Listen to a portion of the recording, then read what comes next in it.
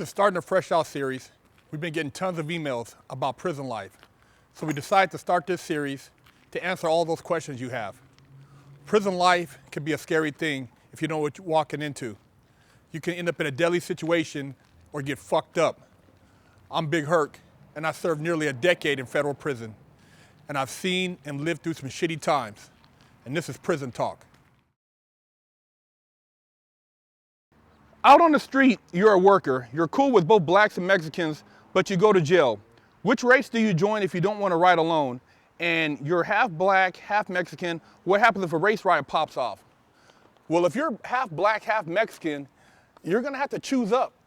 Because blacks and Mexicans, unfortunately, there's a lot of tension depending on if you're from up north or down south as far as, blacks and Mexicans interacting. You're gonna have to, depending on what hood you're from or who your family is associated with, if any of your family's ever been in prison, you're gonna have to say, hey man, this is who I'm rolling with. You can't, a lot of times, avoid situations like that, especially if you're in the state. If you're in the feds, you could possibly navigate your way through and not take either side, because the feds is a lot more less political. It's more educated criminals. Guys in there are more on some money time. So you can basically associate with whoever you want to associate with and just not pledge yourself to one particular race. But if a race riot jumps off, and your cellie is a Mexican, then you're gonna have to have his back. If your cellie is a black guy, then you're gonna have to have his back. And that's just how it is.